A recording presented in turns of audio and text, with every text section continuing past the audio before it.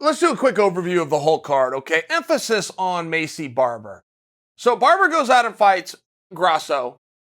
And once again, Barber has found a way to steal the headlines and be talked about more at the press conference than the girl that she fought who beat her. That's not fair to Grasso. I'm just sharing with you that's done. I didn't make it happen before you're mad at me. I didn't make it happen. I observed that it happened. Macy Barber, even if on accident, and every now and then an athlete just gets anointed as this marketing queen in her case. I mean, the Diaz brothers, who have been nothing short of wonderful at marketing, I swear is on accident. I do not think that those two have a plan, but if you went back and looked at it, they don't miss. Right? It just works. Masvidal is going to go steal every headline. And it's not going to matter if he wins or loses. But I do want to point to you guys to Macy Barber, because you'd better get used to her. Doesn't matter if she's lost 2 in a row. She lost a hard fight in a co-main event. And she's extremely young. I mean, I'm just sharing with you.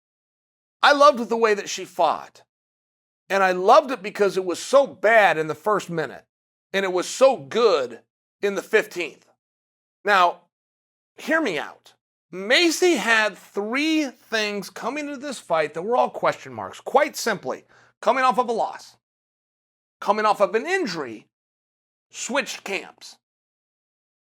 Any one of those things is enough for a storyline. 2 of them, you're up against it. It's the baseball rule. You got 3 strikes, you're going to be out. But these were question marks. How is she going to do psychologically coming off of a loss? How is she going to do physically coming off of an injury? Taking a year off or taking a year off being hurt, you're having a totally different conversation. Colby Covington has taken a year off. George Masvidal in a month will have taken a year off. But being hurt is totally different, right? Because now what you're talking about is you're not training.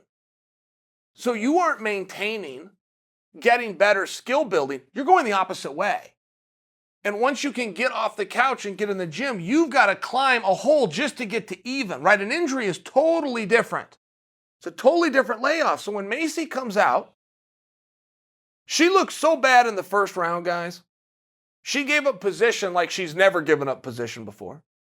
In the second round, she doesn't give up position, but she was throwing air balls by 6 and 8 inches.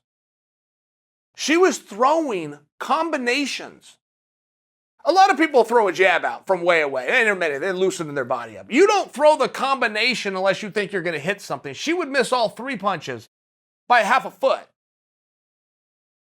That's how off she was with range, okay? By the 3rd round, it was a perfect performance. By the 3rd round, nothing missed. Nothing. She wanted to go for a takedown. She's in deep, pushing into the fence at a minimum. Every strike is landing. All of her defense is on point. And what happened there is we watched her work off the ring rust in front of our eyes. She literally, in the first round, didn't know where she was. In the second round, was kind of trying to figure out. By the 3rd round, hitting it out of the park. And I've seen that another time. I'll give you guys an example where that happened. Did you guys see Fabricio Verdum versus Alexei Olenek? It was the same deal. Verdum looked terrible in the first round. He looked a lot less terrible in the second round. He looked great in the 3rd. He was figuring it out right in front of our eyes. And the audience can't appreciate that without knowing what they're seeing. Without knowing why is round 1 so much different from 2 and 3 doesn't look anything like the rest of the fight. That was what Macy was figuring it out as she went. And if that would have been 4 or 5, I mean, you could play that game a lot, but if that would have been 4 or 5, and Macy was really finding out where she was at. Macy looked great. She looked great. She also looked terrible. That was the first round. She worked it out. Macy worked it out. I think it's one of the reasons that her stock is going up even in defeat. Every time I talk about Macy since that fight, including privately, just talking with a friend or something, I have to remind myself she lost. Go, wait a minute, you know what? She actually lost that fight.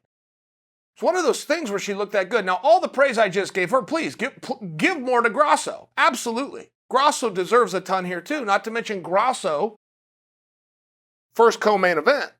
All the eyes are on her. How's she going to deal with that pressure? She dealt great. Well prepared. Well studied. Had a storm come at her in the third round. Dealt with it. Grasso did great. I'm just sharing with you one of the reasons that Macy is still on the tip of everybody's tongue. And even Dana White came out at the press conference and said, very big on her. Was big on her this morning, be big on her tomorrow morning. It's for the reasons I just said. She was rusty. Yeah. She was hurt. She'd been out a while. Coming back, she was rusty. She worked the rust off right in front of our eyes. And I got to give something to Ricky Simone here too. Ricky Simone is my teammate. And I've always known how good he was. All us guys in Portland know how good he was. Special. He's special good. He's doing stuff. I can remember when Anthony Pettis made his run, but Pettis was doing things that the sport hadn't seen. And they were slight. They were athletic. They were flashy at times, but they were also new. Pettis represented at one point in his career the new wave of MMA, where guys would watch Anthony and then go into practice on Monday, grab a partner and start doing it. Go, hey, did you see Pettis do this? Did you see how Pettis did that? Ricky has an element of that to him. Ricky is doing things that other guys aren't doing. I could point them out specifically, but I don't want to. I don't want to. If some guys aren't figuring it out and you're in the field and you're watching this, you're on your own there. I'm not, but he is doing some things that is innovating a couple of different positions and techniques, not to mention he is in phenomenal shape. That sport, if you can weaponize pace, if you can go harder than your opponent, if you can be more present 12 minutes in than he is, it is a weapon. It's an intangible. But Ricky has it. And, Ricky's lost 2 fights. Fought Uriah Faber on Uriah's comeback fight, which was supposed to be Ricky stealing from the star that is Uriah Faber and getting his run. Uriah put him down. Okay, let's throw that one out. Sometimes you just got to throw it. Sometimes you got to look at it on a curve. We're going to throw that one out. Then in a fight with Rob Font. Rob Font's a straight up stud. Ricky won the fight. He lost the decision. Ricky won that fight. Rob Font is ranked number 5 in the world. So when I'm looking, I'm going, my God, is Ricky that good? Is he a top 5 guy in the world? Yeah, maybe. Brian Kelleher's a stud too. And Ricky, flipped this around. He just fought on Fight Island. He gets a call. Dana takes 2 35-pounders, puts him at 45 as long as they'll do it on short notice. Both those guys get a lot of credit, and Ricky won all 3 rounds. Then you got this Julian Marquez. This guy's a dork. I loved him. I mean, right, the world's got some room for a dork. And when I say that, I mean that in the playful way. He looks like a badass. He looks like he's carved out of stone. And then he goes and smiles and talks. He's just this nerdy guy. He got up on the octagon and he hugged the octagon before he stepped in the cage. It was one of my favorite parts of the night. He stopped at the octagon. Did you guys see this? He's right at the door and he hugs it. He'd missed it. But there was like his genuineness and his glow in his eye as he did it. He was happy to be back. And he goes out there and gets thumped.